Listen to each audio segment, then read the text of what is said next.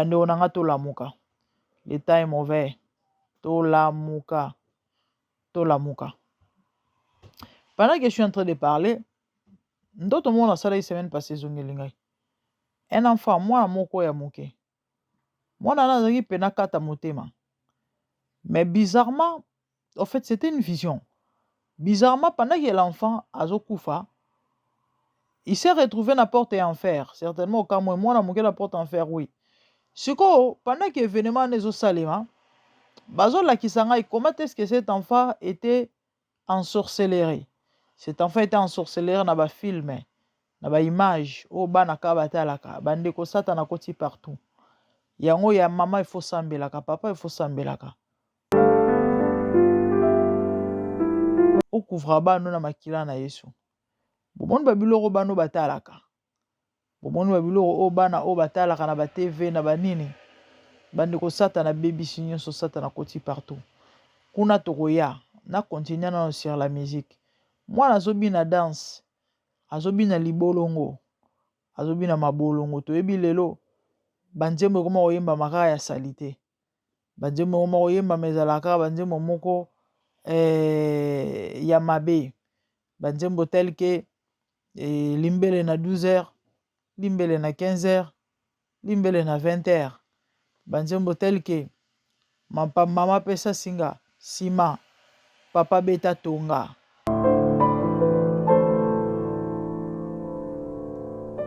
Ya mawana ya pasi mwana na zobina.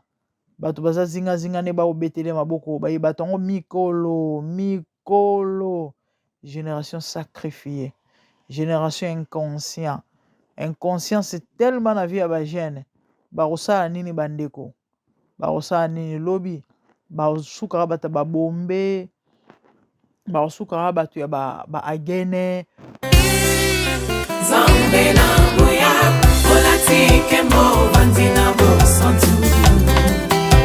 Ozinga mina bajelo. Bakoyemela kayotongo pe.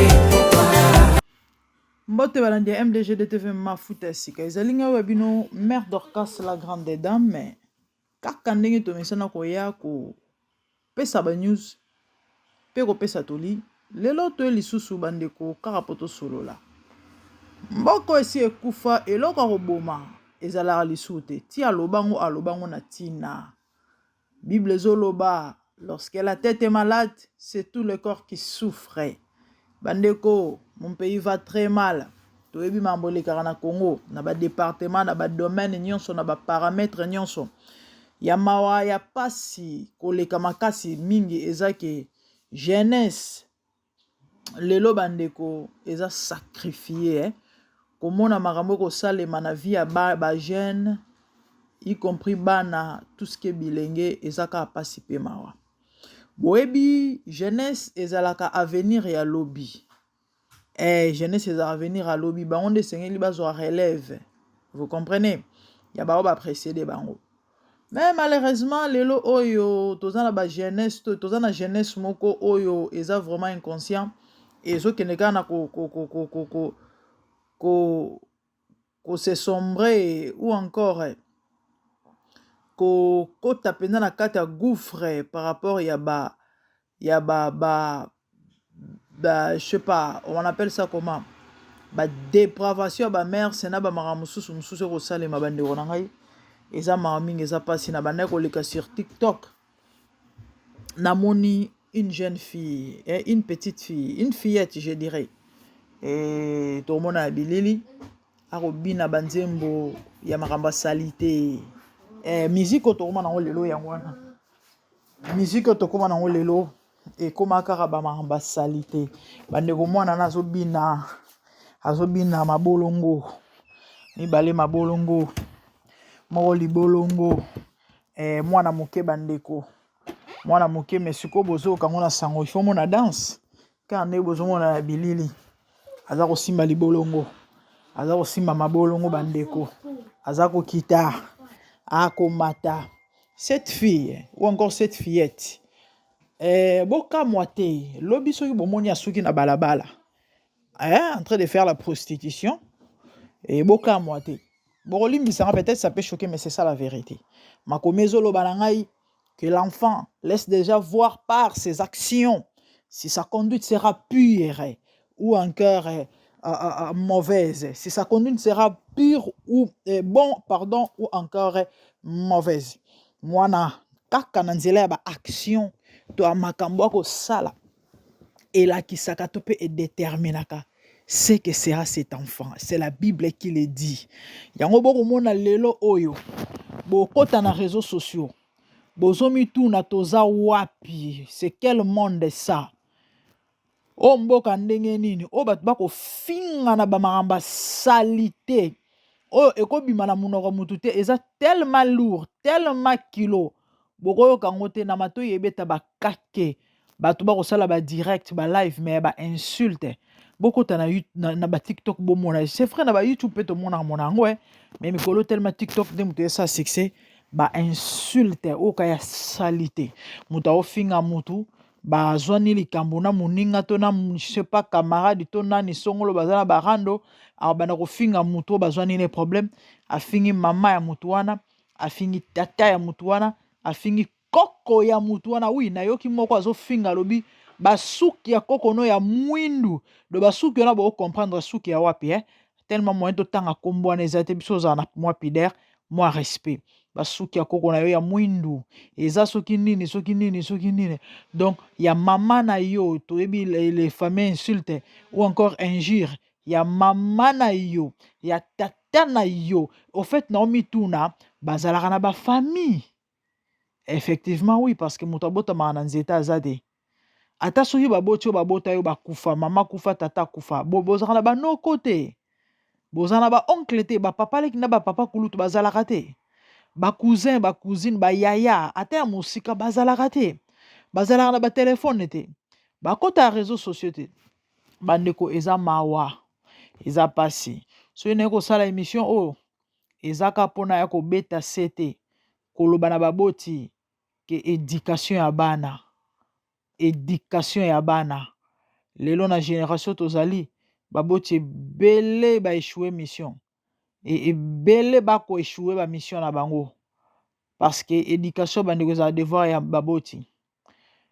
Mwana azalaka neti mai bandeko mai ezwaka forme ya récipient oyo batie yango mwana azalaka mai oyo ezojaillir sans contrôle so bokanalize yango te ekosopana na gauche na droite. Donc esta nyonso oyo bisika nyonso okende oyo bamasta oyo nini akozwa forme wana esengeli na baboti bakanalize mwana. Mais malheureusement lelo oyo tokomona makambo mosusu mama azokose soucie na vie na ye na place ase soucie na vie ya bana papa n'en parlons même pas abandonna poste toana baparents démissionnaires actuellement na société tolobela communauté na biso tokomona yango trop même na bapoto oyo oyoka tata kenda na ye babebana na mama esimba ta kenda ne libela mwasi moto akonyokola kobokola kosala nyonso ye moko. Les amis, élever les enfants c'est les apasi surtout na bavie ya poto oyo surtout na bavie ya poto avec tout ce qui se passe tout autour de nous la délinquance surtout bana mibali les a jetés. Mais aujourd'hui on a des parents démissionnaires bamama bakobunda bango moko na babana na bango emisusu mpe akobunda ye moko olepa azala na attention na bana nango malheureusement attention eza te ana bavie na ye ana banzela na ye bana mpe baose débrouiller na ndenge na bango. Et pourtant mwana azalaka ne kaka mwana kande nayebisaka bino mwana tanke ana mwana akomi nanu na age ya conscience te mosusu mpe akomi na age ya conscience mais le fait kaka mwana bandeko ezalaka pasi ezalaka facile te mwana wana akoka kobonga to komisunga ye moko na bandenge moko boye. Et c'est ça en fait l'objectif du diable, de Satan, de l'ennemi kobebisa bavi ya bana naye kobeta sete naye kobeta mbela kosola na baparent toveye na baéducation ya bana bandeko. Musique yo bokomona musique lorsque nous les chrétiens nous vous disons ntango biso tolobaka na bino ke bamusike wana ezalaka satanique ezalaka démoniaque bokomprenaka te en quoi eza satanique bokomprenaka te en quoi eza démoniaque. Bamusike yo bokomona bamusike oyo bamusicien oyo bomonaka bazalaka baévangéliste ya satana Nous sommes sauvés pour sauver. Moni ndenge yeso bikisa biso. Ezala po biso peto bikisa. Okomi gagnant d'âme. Et Seigneur le évangéliser, ba yebi ete ba yebaye. C'est pareil avec les diables. Puisque ya sala toujours le contraire ya onzamba salaka. Tant on gagné na kanaye. Yope il faut okino gagner ba misusu.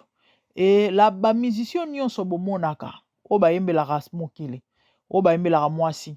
O ba yembelaka mbongo. O ba yembelaka bato. Ce sont des évangélistes du diable. O ba kosala musala ya tata na bango satana. Na nzela na o ba kosala wana. Makambo basalaka wana bandeko na ngai. Ezalaka évangélisation mobimba. Banzembo bazoyemba, badanse bazobina, ezalaka évangélisation. Et c'est comme ça qu'ils attirent des âmes. Pona komema bango, malembe na lifelo. Et bandeko eza pasi. Bandeko ezali mawa. Botala badanse koma kobina malelo. Botala banzembo koma koyemba malelo. La Bible dit l'homme spirituel juge de tout. Malheureusement, tout le monde n'est pas spirituel. Malheureusement. Yango tia tout intérêt à koyeba Nzambe. Ya koluka na profondeur ya comprendre. Pe ya kozana capacité ya ko différencier mabe na malamu. Kozana capacité ya ko kesenisa mabe na malamu par le discernement. Bande onanga to lamuka. L'état est mauvais. To lamuka. Pendant que je suis en train de parler, d'autres monde la salle la semaine passée zongelingai. Un enfant, moi moko ya moke. Moi nana zaki pena kata motema. Mais bizarrement, en fait, c'était une vision. Bizarrement, pendant que l'enfant azokufa, il s'est retrouvé à la porte en fer. Certainement, au cas où moi na moke la porte en fer, oui. Siko, pendant que l'événement n'est au salima, bazo la kisanga, comment est-ce que cet enfant était ensorcelé? Cet enfant était ensorcelé dans ba film. Na ba image o bana ka batalaka bandeko satana koti partout yango ya mama il faut sambelaka papa il faut sambelaka o couvra bano na makila na Yesu bomoni babiloko bano batalaka bomoni babiloko o bana o batalaka na ba TV na banini bandeko satana bebisi nyonso satana koti partout kuna tokoya na continuer na sur la musique mwana azobina danse azobina libolongo azobina mabolongo toyebi lelo banzembo koma koyemba makaka ya salite banzembo koma koyemba mezalaka banzembo moko ya mabe banzembo tel que limbele na 12h limbele na 15h limbele na 20h banzembo tel que mama pesa singa sima papa beta tonga banzembo tel que papa mobimba akokaka te kamata chu banzembo tel que selfie ekoti te e moto azoyemba banzembo wana tata mokolo aza na bakoko. Est-ce que bomitunaka le pourquoi? Misala ya satana bana bakobina badanse ya salite nozayan badanse moko ya nkele na oyo na miso ya bato kokobina mate mais malheureusement ekoma normaliser ya mawana ya pasi mwana nazobina bato baza zinga ne baobetele maboko bayeba tango mikolo génération sacrifiée génération inconscient c'est tellement na vie ya bagene bakosala nini bandeko bakosala nini lobi basukaka bato babombe basukaka bato ya baagene en fait c'est ça l'objectif ya monguna satana c'est détruire la jeunesse. Pourquoi? Parce qu'il y a une jeunesse à venir à lobby. Botala banzembo boyo karato pe boyembaka. Les amis, je viendrai, je crois, 4 semaines oyo. Na oya kolobela en long et en large sur la musique dite mondaine. Bon musique oh, il y a ba musique mo ya ba inspiration diabolique. Pourquoi? Parce que Satan a pour ça détruire. Satan a pour ça détruire. Il y a une puissance vendue dans la carte adoration. Et lorsque ce n'est pas Dieu qui est adoré ou encore célébré ou loué ou élevé, c'est le diable. Et tant où adoration est salemaka pour la divinité, manifestation en puissance, ezalaka nesika wana. Et soki ezali nzambe nde na bomo mutozo gloire, ezala po epambola, ezala po ekangola, ezala po ebikisa, ezalaka po parce que na koillustre to mpe na komeka koexplike yango. Eza neti honore mokonzi, honore mokonzi, motema mokonzi esepeli na yo to mpe esepeli, akotika maboko pamba jamais, aosepelisa yo mpa opambola yo. Nga nayoka bamasolo ya batata na biso na baepoka bamobutu, batata kutu te bakoko na biso na epoka mobutu, oka société songolo ta mosusu fo bayamba mokonzi ya mboka. Mokonzi ntango akoya bakosala ye don, aza na nyonso, ana mbongo na ye, aza na me eta mokonzi fo bahonore ye, oka bapesi ye ngombe to bapesi mokonzi eloko mo boye, en retour aopambola pambola bango, ta mosusu individuellement kapesi bango baenveloppe ya bambongo, ou encore en fait ezo dépendre, ça dépend. En fait c'est ce qui s'est passé.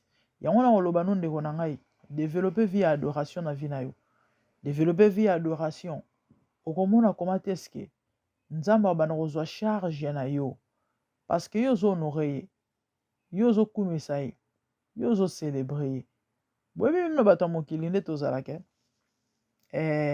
boyebi kongole kota kobelela motu ya mokolo yoleki bango nanani nanana, okovimbi mutu, surtout ndeko mo abetelanga lisolo na aéroport anziliko, ata oya maboko makasi okabaka te lokuta obimisa mbongo. Donc façon bakokumisela yo okoka te, yo mo oyoka na soni ovanda ni opesa te. C'est ce qui s'est passé. Lorsque Dieu est adoré, lorsque Dieu est célébré, c'est la gloire, c'est la bénédiction, c'est la protection, c'est la puissance positive. Alléluia. C'est la vie, c'est la victoire, c'est la délivrance, c'est le bonheur. Mais lorsque c'est l'ennemi qui est élevé, lorsque c'est le diable qui est loué, lorsque c'est Satan, nde mutu azokozwa lukumu na nzela na banzembo oyo eza masqué, bino bo comprendre te, bino bo kaka bazoyembela mwasi, ma réalité ya mwasi wana te, bino bozokanisa nzembo boko yoka na nzembo bazoyemba bimelanga lokola femme de nuit. Effectivement, il y a la manifestation des femmes de nuit sans que vous le sachiez. Batoka ba spirituel ba comprendre makambo oyo. Nde banzembo to ko binaka. Nde banzembo bato bako yoka. Nde banzembo haleluya. Batu tala mwana mukebwe. Mwana mukebwe ako se faire posséder déjà na âge oyo. Et na kokola na ebo s'attendre na nini. C'est compliqué en fait. Les amis, c'est compliqué, que le Seigneur vraiment nous vienne en aide. Bandeko na ozana mulai te, kande na ebisa bino na ye, na benda baboti matoi, na réveiller baboti, na ebisa boti ke boyeba na kozwa soin ya bana bino, bo veiller sur éducation ya bana bino, parce que soki bosali yango te, mutu mususu aosala yango, mutu mususu c'est trop dire, monguna nde mutu akozwa esika, et il va vous imposer sa volonté. Oui, na ye mosali na nzambe moko alobaka, soki nzambe autilize yo te, satana koutilize yo. Et effectivement, automatiquement, hein? Ouais, soki olingi kosala nzambe te, olingi mpe nzambe asalela yo te, hein? Satana kosalela automatiquement, aosengo kutu permission te, auti mpe na droit na nguya te akopesa nzela te, parce que le fait déjà que ce n'est pas Dieu qui règne, ou encore qui est le roi, qui est le maître de ta vie, donc tu es exposé. En fait, c'est ça. Bandeko, et ça li passi, ba image oyo. Et ça li vraiment passi. Et ça li passi. Nzama sunga biso. Alléluia. Bandeko na nga na komi na nga koshite, naza kolemba tina osa voice oyo, on dirait que un moment nazo nimba. Ouais, j'ai les yeux fermés là parce que je suis tellement fatigué. Mais nécessité imposée nga na salango. Nzambe apambolelanga bino. Bolakisa bana nzela ya Nzambe. Et à part yango to pa ndepi na yango, boyedike bana. Et ozala malamu. Nzambe atikaka te. Azanga te kotika yo. Azanga te kotika bino. Donc, en fait, c'est ça bandeko na ngai esali pasi makasi esali vraiment pasi esali vraiment pasi nzambe asunga mboka Congo nzambe asunga génération actuelle nzambe vraiment asunga makasi nzambe asunga nzambe akamwa na osala bien nzambe aye au secours nzambe na mawa na ye atika biso te parce que eza mawa mingi ya mpenza mpasi komona makambo ya boye namonaki baimage moko toujours na TikTok ya mwana moko ya mokie ba 8 ans nakomeka koluka yango mwana wana azobeta lisolo azoexplike koma te eske yaya moko ya quartier abengaka ye des fois okaka alali ye bolimbisanga pour le terme et puis après eleki nango mwana bandeko ya 8 ans s'il vous plaît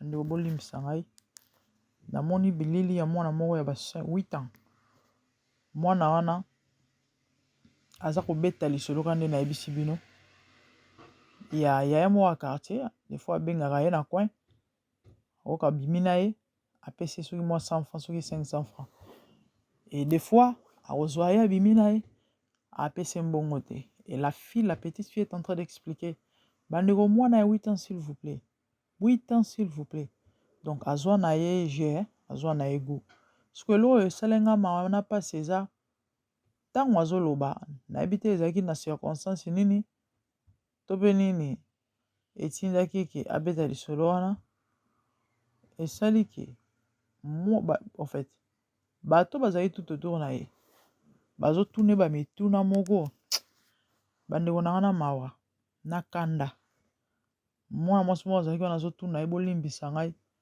ntango azwaka ye ntango asalaka ye wana aye nazomeka koatenir mwa moke mpona maloba mpenza esone mabe makasi te ndenge asalaka wana ndenge azwaka wana nzoto na ye ekotaka nyonso pouvez-vous imaginer wana mokolo aopose mwana na question soki nzoto ya mwa mobali oyo azwaka ye ekotaka yango nyonso oyo baza ndene